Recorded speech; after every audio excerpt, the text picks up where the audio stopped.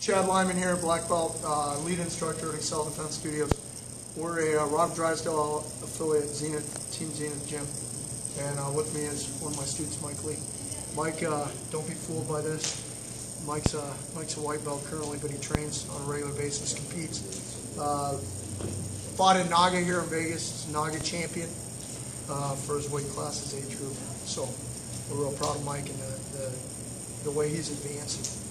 Also, founder of Code 4 Concepts, which is a combatives-based system. We teach military law enforcement throughout the world. So through Progressive Force Concepts, I want to give a shout out to all my guys over there at PFC. This is going to be a triangle series. I'm going to show you a little triangle. So many times we think of the triangle as something we do primarily from the guard and that traditional triangle. But remember, anytime I can get an arm combined with either my leg or my arm on the other side, then I can affect a choke where it shuts off blood flow to him from his brain. And we're going to look at a different way to do that from side control. We're going to look at actually, let's do the long step first, Mike, which Mike's been training with me today. Done a great job with it, by the way. He just submitted me a couple minutes ago before we started this video with it. Caught it nicely while we were drilling. And then I'm also going to do the arm break, where we go inside with the leg and I triangle you, and then the other way to the long step position. So I'll show you three. 1, 2, 3. Got a broken finger. I'll show you 3 different versions of setting that triangle up. There's triangles all around us, but we may not be seeing them. And so the goal of this video is to show you that there's a lot of triangle opportunities. Now, one of the big things we believe in is we believe in trying to change counters to whatever he's going to do in the fight that is correct. So if he's a BJJ guy who's been well trained, he's side control bottom. His coach has taught him to not stay flat. He wants to turn towards me. Furthermore, it's a great benefit for him to underhook. There's basically 3 places. I'll do it this side so you don't get confused with my finger. There's basically 3 places he's going to go in jiu-jitsu or in ground fighting, or I think even in the street, that are good ideas. The first one is going to be, he may go to my back. Go ahead, Mike. Where he's on my back now, he's out. He may hip escape, put a leg in, and go back to guard. Now he's in guard, which is better than when he was in side control. Or he may frame, turn onto his hip escape, and go to turtle. And now he's going to create a scramble here. He's going to start to wrestle. He could stand up. He could get away from me, whatever. So I know he's probably going to go one of those 3 places. So one of the things I like to do when I'm on top side control is realize that and shut down some of his options. So Mike's down. I know he may want, we're going to do the back last. I know he may want to go to turtle, which means he'll have to turn into me. So I'll start to collect his head, push into him. So he can't turn into me and go to all 4s. So I don't want to let him do that. I know he may want to hip escape, put a leg in.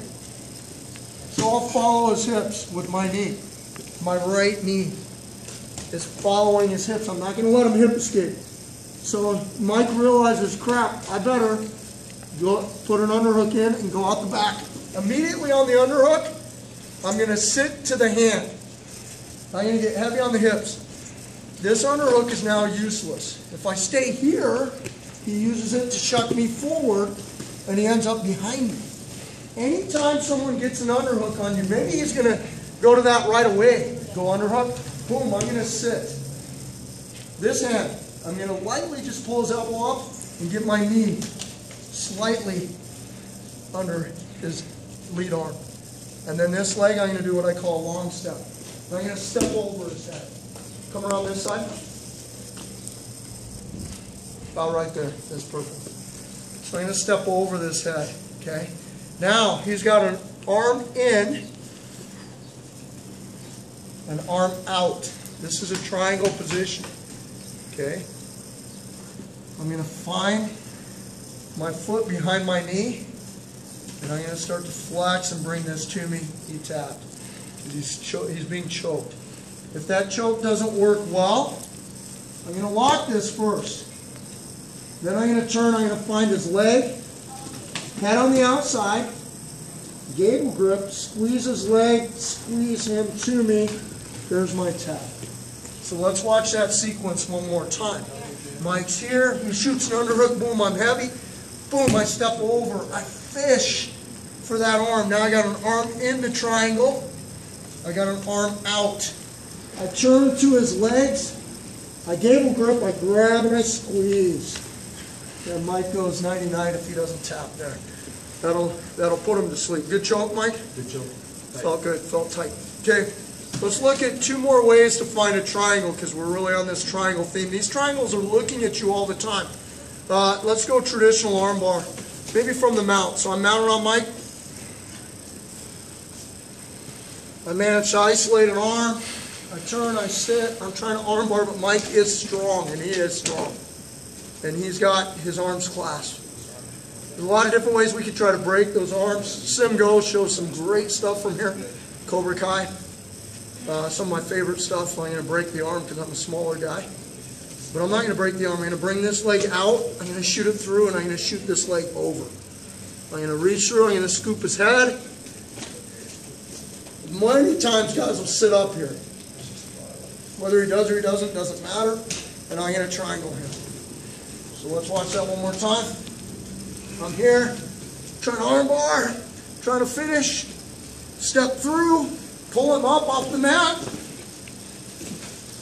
adjust, finish my armbar, or my triangle, excuse me. Last one I'm going to show you guys, going right back to that long step position from an armbar position. Sometimes when I'm going for an armbar from side control, I'll scoot this foot under and I'll armbar the near arm. Here, boom, he holds. I can't get the armbar. My foot is trapped under him here. I'm going to take this leg, I'm going to shoot it through here. Okay? And now I'm going to shoot for that same long step triangle. Here, here. Let me do that one more time. I've got to move this bottom leg out of the way. So I go here. Boom. Here. He's there. This leg comes inside.